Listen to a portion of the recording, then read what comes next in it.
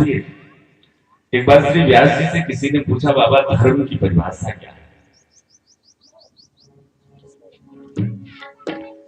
छोटा सा प्रश्न किया तो श्री व्यास जी महाराज ने बिल्कुल संक्षिप्त उत्तर भी दिया।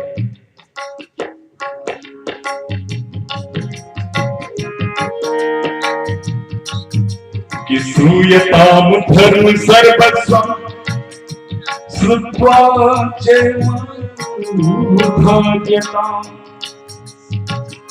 आत्मनः प्रतिकूलानि परेशान समंजरे परेशान समंजरे। श्रूयताम धर्म सर्वस्वम्, धर्म की परिभाषा व्यास जी से पूछी गई, आखिर बाबा धर्म की परिभाषा क्या है बताओ?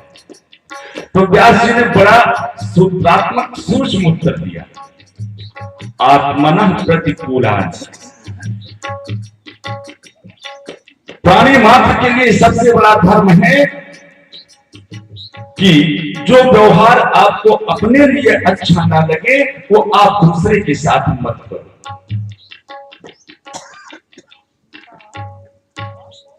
आपको कोई गाली दे, निश्चित है कि आपको अच्छा नहीं लगेगा। तो जो बात आपको अपने लिए अच्छी ना लगे, आपके साथ कोई वो व्यवहार करे, वो आप दूसरे के साथ मत करो। यही सबसे बड़ा धर्म है।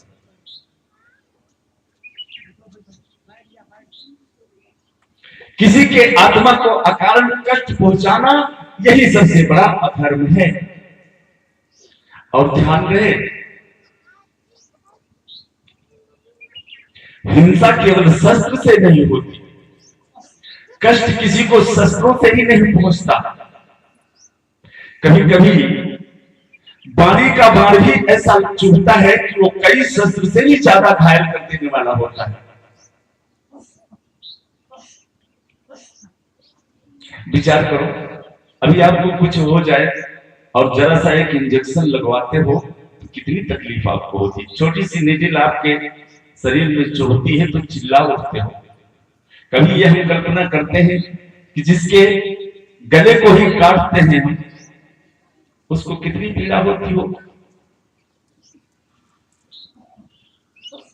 और यही सही है कि केवल शस्त्रों से हिंसा नहीं होती, बल्कि वाणी पर कंट्रोल होना चाहिए। ऐसा शब्द, ऐसी भाषा, बनारस में काष्ट जीवा स्वामी हुए हैं, आप सभी ने पढ़ा होगा। बड़ा सुंदर इतिहास उनका है कि पानी से किस प्रकार हिंसा होती है।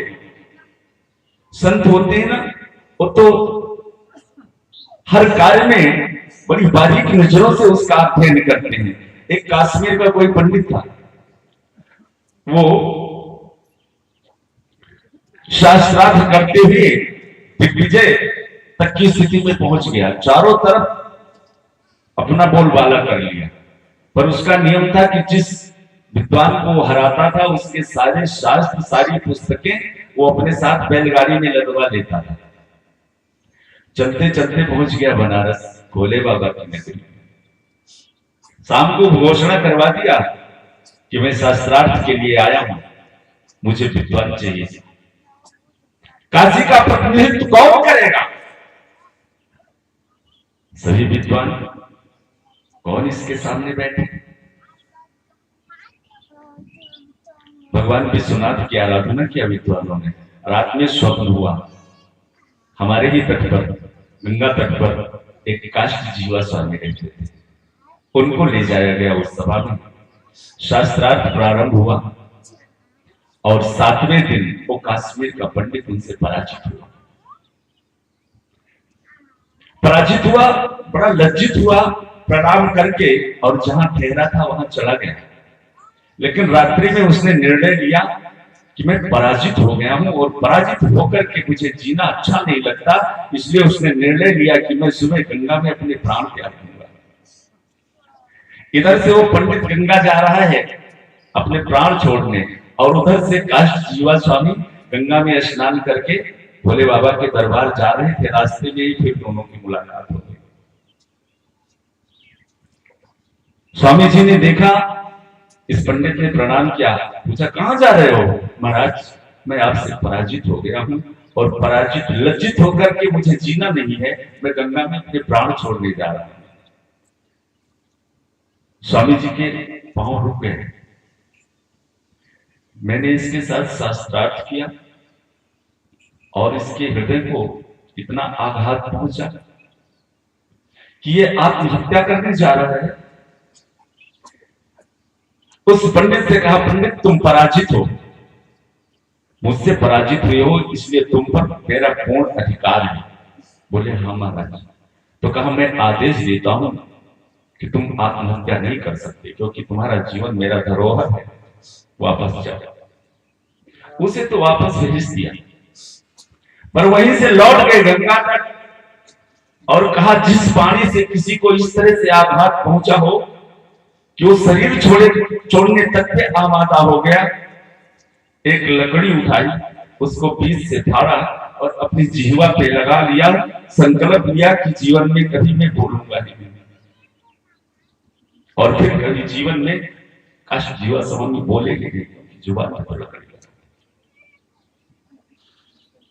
तो हिंसा केवल शस्त्र से ही नहीं होती। आजकल समाज में बहुत बड़ी विकृति ये हो गई है, लोग सात्विकता को छोड़कर भक्षा